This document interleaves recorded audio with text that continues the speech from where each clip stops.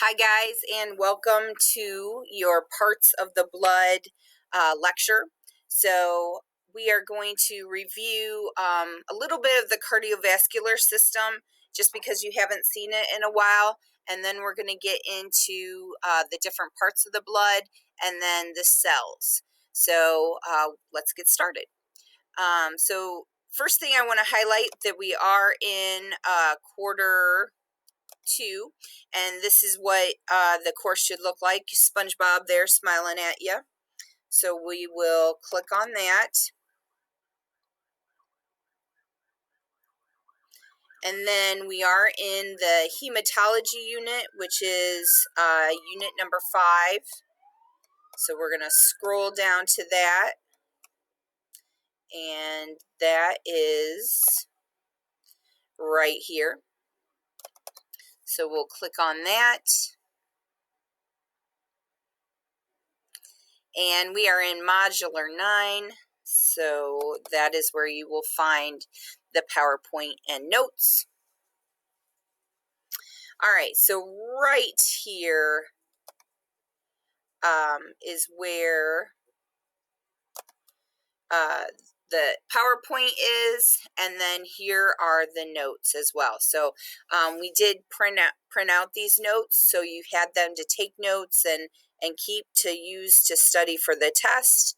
But if you didn't get those or you lost them, here they are in Schoology. So we're going to get started by going over the notes, and then we'll make our way into the PowerPoint. So let's open up these notes. So we first start out with the terms to know. In these terms to know, there are some urinary system terms to know and some microbiology terms to know, but you are only responsible for the hematology ones. So I'm going to go through these terms to know during the lecture, and if I forget one or two or whatever, we'll circle back around and make sure that we cover all of them. Here's the parts of the heart. We'll go through those just as a refresher. The major arteries and veins, because you'll need to understand where we're drawing the blood from and get a little refresher on that. Blood cells. So we start talking about hematology, hemopoiesis, and hemoglobin and what those are. Erythrocytes, red blood cells. Leukocytes, we're getting into the white blood cells now. So leukocytes, neutrophils, basophils, eosinophils, and lymphocytes.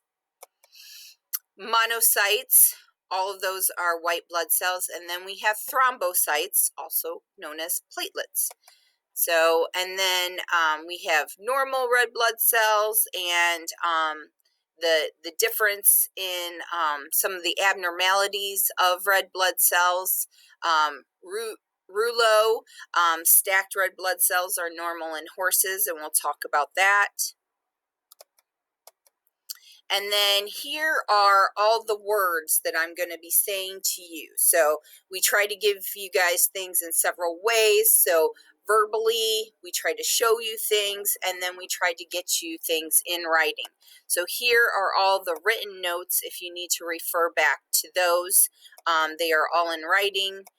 So if you want to go through and highlight, or if you missed something and you want to go back and read about it, there they are for you. So there are your notes, and now we're going to head into the PowerPoint. All right, so here is our first slide, the circulatory system functions. So this is kind of going back to your junior year, and going over the anatomy and physiology portion. So the respiratory system works alongside with the cardiovascular system, and it brings oxygen into the body and then exchanges the CO2 waste, the carbon dioxide waste is then taken from the body, and the respiratory system helps the cardiovascular system do that. Excretory is another function of the circulatory system. It removes waste from the body cells, so that circulatory system is a nice highway that collects waste from those cells in those organs and then removes that waste.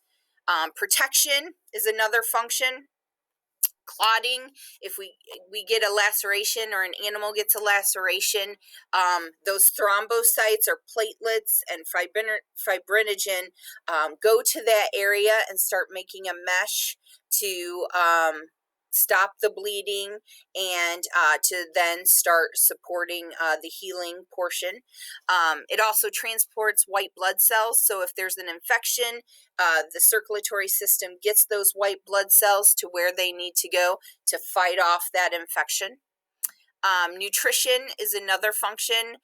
It carries energy, food, nutrients throughout the body to the organs that need it to grow healthy bones, skin, wool, produce eggs, produce milk, produce offspring. Regulatory system, so it helps to maintain the body's pH balance, which is really important, and temperature. And then hormonal, so it helps to transport those hormones to those organs that need it at the time they need them. So that is the introduction to the circulatory system and its function. So let's go over the parts of the heart. We have, keep in mind, everything in blue is deoxygenated, and then everything in red is oxygenated. So we have the deoxygenated blood comes in through the cranial and the caudal vena cava. So it's also called the superior and inferior vena cava. So two different words, that mean the same thing. So cranial and caudal vena cava come into that right atrium. From the right atrium, it passes through the valves there and into the right ventricle. From the right ventricle, it gets a nice push out to the pulmonary arteries, to the lungs. So the pulmonary arteries are the only arteries that carry deoxygenated blood. They kind of break the rules. And they go out to the lungs to get oxygenated. So that's where carbon dioxide is released into the respiratory system, and it grabs that oxygen from the respiratory system in those alveoli of the grape-like sacs in the lungs, and then it's going to come in through the pulmonary veins. So it's going to come in here through the pulmonary veins. The pulmonary veins, again, break the rules. They're the only veins that carry oxygenated blood from the lungs into the left atrium. And then from the left atrium, it goes past those valves into the left ventricle. Then it gets this huge push from the left ventricle. So the left ventricle is the bigger, has the bigger muscles around it because it has to give that huge push out the aorta. The oxygenated blood goes out the aorta, and then it goes to the rest of the body. So some heads caudally, others head cranially to help oxygenate the brain, and then that heads caudally helps to oxygenate the rest of the animal's body. All right, so there is your review of the heart and the circulation of the blood through the heart. All right, here's our major veins. We have our jugular veins that go up to the head. The jugular vein is the most common one that we draw blood from in horses. So that is the one we go to. And there's a video of me drawing blood from Casey in the PCV and total protein video, so you can see that. Then we have the cephalic vein that runs down the arm, the front leg. There we go.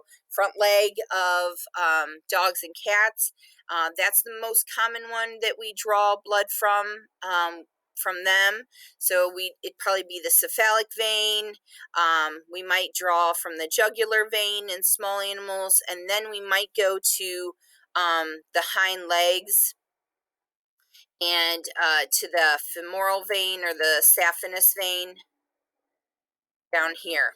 So, so here are the major veins here. The axillary vein starts to go down the front leg of the animal, the brachial vein. You have the cranial vena cava. That's the major vein that brings deoxygenated blood to the heart. You have the caudal vena cava that brings deoxygenated blood to the heart. Renal vein goes to the kidney. Rain on the knee, kids raining, that's it. Kids raining on their knees, kidney. So that's renal is veins. If you have ovaries, there's your ovarian vein. If you have testicles, well, there's your testicular vein. External iliac vein here is in the groin area, and then as it passes over the femur, it becomes the femoral vein, and then as it goes further down, it becomes the saphenous vein. And then here is the caudal vein. So in rodents like rats and stuff like that, and cows, we typically get our blood samples from the caudal vein. So in cows and rats, caudal vein. From small animals like dogs and cats, it's cephalic vein up here, jugular vein if we need a little bit more blood, and then in your femoral saphenous vein down here is another option. And then horses typically is jugular vein. All right, let's move on to the major arteries. So we have the facial vein, the common carotid, the aorta, huge artery there. All right, and can't forget that pulmonary vein. Even though it breaks the rules, we have to talk about it. So, the facial arteries, that is the artery found under the mandible of large animals, and that's where we take their pulse. Then you have the common carotid arteries, are the two major arteries that come off the heart that help feed the brain in animals and us. You have the axillary, the brachial arteries, those are in the arms. The brachiocephalic artery is that major artery that breaks off from the aorta. You have the aorta, the largest artery there, that gets that big push from the ventricle, and then the blood goes out into the aorta, and then it either goes caudal or it goes cranial up to the head. You can't forget about that pulmonary artery that brings that takes deoxygenated blood still away from the heart, but it takes deoxygenated blood. So that's why it's blue, and it goes to the lungs, and then the pulmonary vein brings it back to the heart. All right, mesenteric arteries feed the digestive system. You have the renal artery that feeds the kidney. The ovarian artery feeds the ovary if you have ovaries, and then the testicular artery feeds the testicles if you have testicles. You have the right iliac artery, and then it turns into the femoral artery as it moves down past the femur and stuff. So in dogs and cats, we can feel the femoral artery. We put our forefingers behind, kind of in that groin area, on the inside of that hind leg, and we can feel, the heartbeat come across our fingers, so we can take the pulse that way. And then we have the caudal artery that comes down to the tail. So those are your major arteries. All right, moving on to the structure of the blood. So the blood is composed of 40% cells, and then 60% plasma. And as we do our hematocrit tubes and we spin down the blood, you will see that the plasma comes to the top.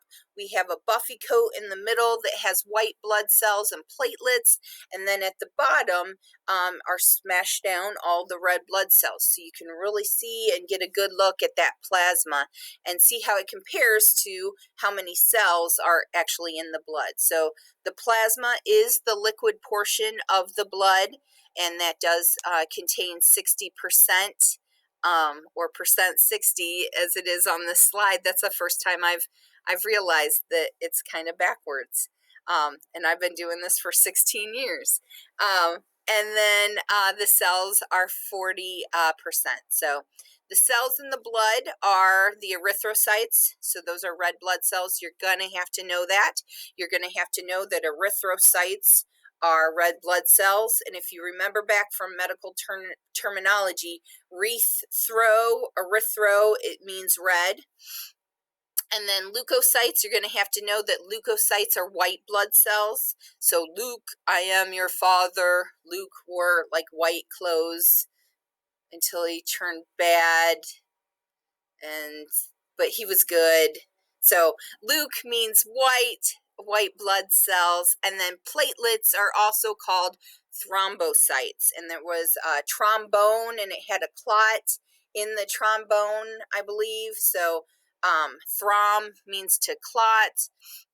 So platelets help in clotting and stopping the bleeding. So platelets, thrombocytes, leukocytes, white blood cells, erythrocytes, red blood cells. So with the erythrocytes, they are the most abundant cells found in the blood, which makes sense. And they are, their function is to transport oxygen throughout the body. In mammals, we do not have a nucleus in our red blood cells. So you can see the red blood cells. How do I get my? I think I have to go out like that. Nope.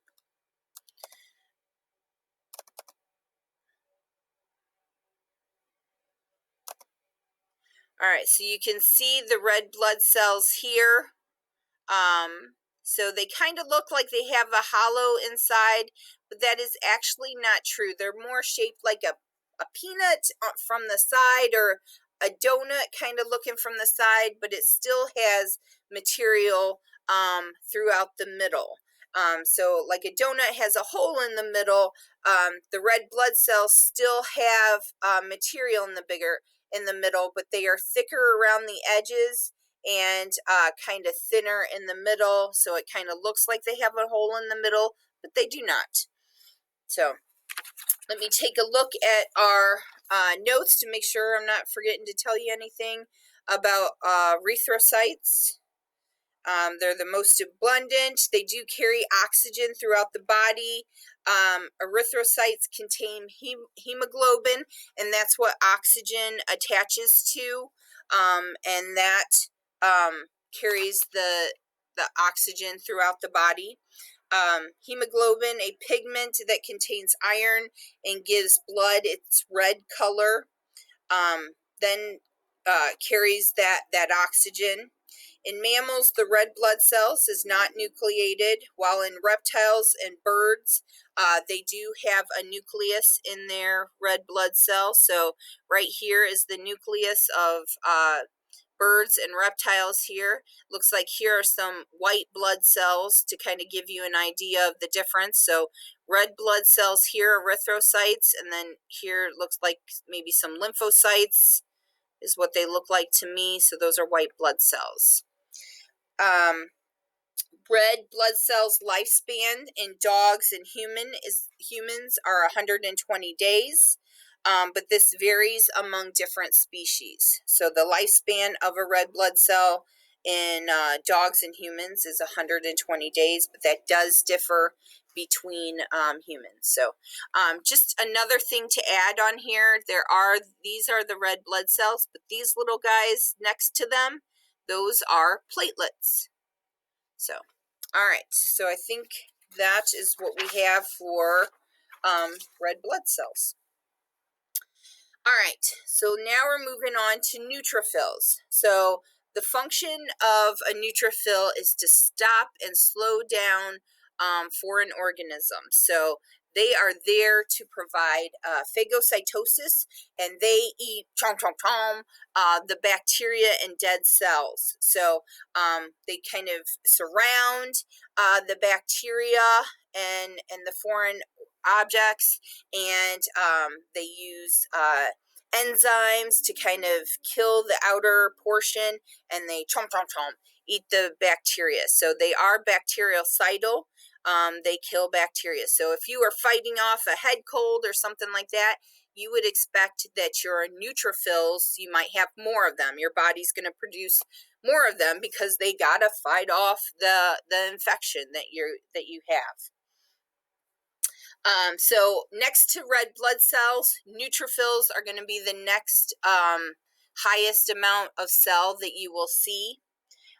So they do have a granular kind of cytoplasm there, and then their nucleus is that darker portion there, and that is it can look like a band if it's younger, but then it kind of becomes segmented. So they're called segmented neutrophils.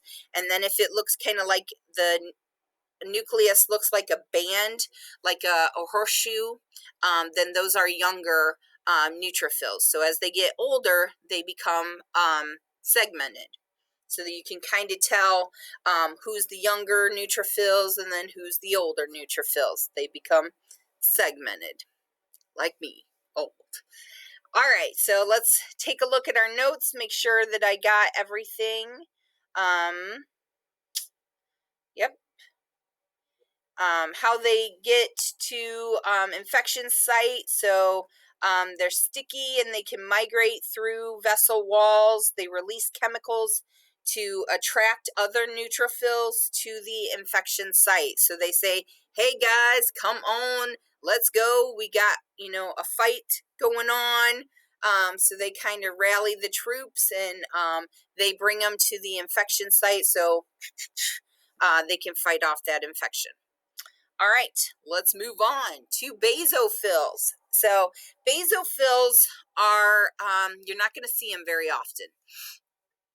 The function, again, is phagocytosis, is to eat those foreign objects that are attacking your body. So they mediate allergic reactions. So if you have, or an animal has an allergic reaction. So Oliver is one that sneezes a lot and kind of gets that runny eyes. Nala, she'll kind of get that goopy eyes. Casey, we pull some blood from her. I don't know if it's because she's a lighter horse, but we tend to see a lot of basophils with Casey's blood, and I tend to draw blood from Casey because, one, she's a Butler Tech horse, and two, you get to see those basophils. So I don't know if she maybe has some allergies, and that is why she usually has an increased amount of basophils in her blood, which is pretty cool because you guys get to see it because they are not they're not found very often in the blood. So they produce heparin and histamines. So basophils will have a darker cytoplasm, and then here is their nucleus as well. So basophils are going to have a dark purple granules in their cytoplasm, and then there's their nucleus. All right, those are basophils. Eosinophils. So eosinophils, moderate inflammatory response. So if you have an injury or the animal has an injury, eosinophils are going to kind of come and try to help out in that area of inflammation. So they do work again through phagocytosis, chomp, chomp, chomp, and we will show you a video of a white blood cell chasing down a bacteria in class, and that'll be available in Schoology as well. But eosinophils, if you have an injury or an animal has an injury, you might see an increased amount of eosinophils in the body. Other than that, you don't see them very often, but they are pretty distinct. So in their cytoplasm, they have these little raspberry-looking granules. So that's how you know that they are eosinophils, because they have this very distinct raspberry looking stuff in their cytoplasm, and then this is their nucleus. So, all right, that is eosinophils. All right, let's talk some more white blood cells, lymphocytes and monocytes. So lymphocytes play a vital role in immunity. So there are T cells, those are your memory cells, and they are sensitized to an antigen. They remember that antigen, and when it's time and that antigen is trying to cause an infection in your body, they are ready. They are ready to fight it off. So that is why we vaccinate animals, because it produces enough a response in an animal's body, not for them to get sick. They might feel a little lethargic, they might run a slight fever or something like that, but it gets those T cells thinking, all right, I know what this is. All right, I know how to fight it off. So if you come in contact with that distemper, or that parvovirus, or for us, the flu, and we're working on this coronavirus vaccine. We vaccinate so that we can train those T cells to recognize those antigens that are trying to cause a disease in our body, and then they are like, wah, wah, wah, I know how to fight them off. So those are our T cells. That's kind of how immunity works, and how lymphocytes attack that foreign antigen that's trying to cause a disease in our body. B cells divide to form many cells to fight off that antigen too. So they're kind of the backup singers, you know. So you have the main leaders, and then you got the backup singers of the B cells, and they're there to support those T cells and to help fight off those the antigens that are trying to cause problems and diseases for animals' body. The lymphocytes do tend to have a circular nucleus here. You can see here's a red blood cell, here's a red blood cell, and then here's your lymphocyte. So you can fit about 2 or 3 red blood cells like in a lymphocyte, just to kind of give you a size, an idea of size when it comes to lymphocytes. All right, so the other white blood cell that we're going to talk about is monocytes, and these are the largest cells, and they do work through phagocytosis, so they surround the bacteria or the antigen or the foreign substance that's trying to attack the animal's body, and they chomp, chomp, chomp, eat it.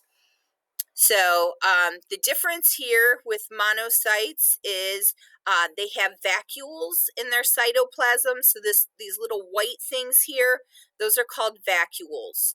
And you will see those in monocytes, and they're the largest ones. So here's a red blood cell. You could fit probably 1, 2, 3, 4, maybe 5 red blood cells to the size of a monocyte. So they are the biggest white blood cell that you will find in the animal's blood. It has an irregular shaped nucleus as well, and that is about it for monocytes. All right, thrombocytes. So we need those thrombocytes. So hemostasis, clotting, stopping the bleeding by adhering to the damaged vessels and clumping together. They also get some help from fibrinogen, and they clump together. They make up this matrix that kind of stops the bleeding. The protein that they release is the fibrinogen to help form that clot. So horses have a higher level of fibrinogen, and so that is why horses' blood tends to clot so quickly. So that's why we do use the EDTA tubes when we're working with the horse's blood to kind of keep it from clotting so that we can run our blood tests on it. So here are your platelets. These little guys here, they are small, but they are mighty. So they can come together to help stop the bleeding in an animal or in you when you get a laceration. So these guys plus fibrinogen come together to stop the bleeding. The average lifespan of a platelet is 10 days. It's a short life, but it's an important life. Platelets are about third the size of red blood cells, and we can see that on the picture. And their function is hemostasis, clotting. All right, that is it for your lecture right now. Let me circle back around, check out the notes, make sure I didn't miss anything that I want you to know. I guess let's go back to the terms to know. Anemia is a lack of blood. We didn't talk about that one, but when an animal is anemic, they have a lack of red blood cells. If people are anemic, they have a lack of red blood cells. And then hence the iron that is on those red blood cells, and then the lack of oxygen that is on the hemoglobin that are on those red blood cells. So it's kind of, if you have a lack of red blood cells, well, you know, the lack of iron, the lack of oxygen kind of follows suit.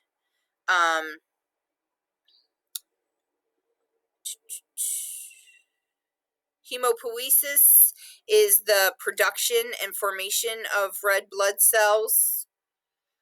Hemoglobin, the iron-containing pigment in the red blood cells that carries oxygen. So we talked about that with anemia and stuff. Lymph, transparent whitish yellow liquid, contains white blood cells. So those lymph nodes, you got to think about those. So if you start to get sick and your throat is kind of hurting when you touch your neck and stuff, or you put on deodorant and you're like, oh, why do my pits hurt? Those are because your lymph nodes are working overtime to help produce the white blood cells. You have some animals have some in their abdomen. We have some in our abdomen, and then in the groin area as well. So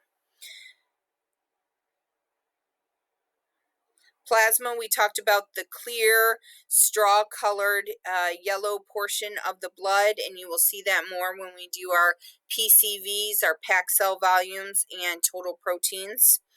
Thrombocytes are platelets. The difference between veins and arteries, we didn't talk too much about that, so let's talk about that. Veins are thin-walled vessels that return deoxygenated blood to the heart, so they bring deoxygenated blood to the heart. Arteries then are the thicker walls because they have higher pressure. Veins have a lower pressure. Arteries are under higher pressure because they are carrying oxygenated blood away from the heart, and they're carrying it throughout the body to deliver that nutrients and that oxygen that the body needs. So just to kind of go over hematology really quick, so you have an idea of what hematology is. It is the study of the structure of the blood and the tissues that produce blood. Clinical hematology is a division of medicine that uses lab tests performed on blood to determine the cause of an illness. To correctly evaluate lab tests is necessary to have a working knowledge of the circulatory system. So you got to understand the anatomy and physiology before you can understand, the bloods. It all works together. Lab tests most commonly performed in the veterinary medicine are PCVs, packed cell volumes, or hematocrit, white cell count. So we want to, if it has a high white blood cell count, that might indicate an infection. The animal is trying to fight off an infection. Total protein, or it's also called total plasma protein. It helps to figure out dehydration and anemia and stuff like that. And then the blood film evaluation. These are all part of a CBC, which is a complete blood count. CBC is a complete blood count. So you will learn more about PCVs and total protein and blood film evaluations as we work through when we actually do them in class. So those are the 3 practicums we have with you, PCV and total protein, and then we work on CBCs and actually doing the blood smears. We're going to stain the smears, and so you can actually see the cells through the microscope, and then we'll be working with our IDEX machine and learning how to run that IDEX machine. So you will be well versed at knowing that. So the only other thing I'm going to do is go back to our notes really quick and talk about those abnormalities, those cells, the abnormal cells. Let's get up here. There we go. All right, so let's make this a little bigger. So here we have normal red blood cells, just a simple picture of them. And this is what normal red blood cells, please keep in mind that they don't have holes in the middle. It's just a thinner part, and the dye that we use doesn't always pick up that thinner part. So it's kind of like an inner tube, but the inner tube still has material in the center, or a donut, but it still has material in the center. It's just the dye doesn't pick it up. It's thinner. So there's ghost cells. Those are an abnormality of the red blood cells. Agglutination is where they kind of stick together. You have Heinz bodies here. And then rouleau is the other thing that I wanted to talk about, because you may see, because we use a lot of horse blood, because 1, we have a lot of horses here, and 2, I can pull, quite a bit of blood from a horse. Horses have 40 liters of blood circulating throughout their body. So rouleau is something, it's like stacked coins is kind of what it looks like, and the red blood cells are stacked. In horses, that is normal. In other animals, it is not. But rouleau in horses is normal, and it kind of looks like stacked red blood cells or a stacked set of coins. So, all right, so I briefly wanted to touch on that and make sure that we talked about that. So, as always, if you guys have any questions, don't hesitate to ask us. All right, see you guys. Bye.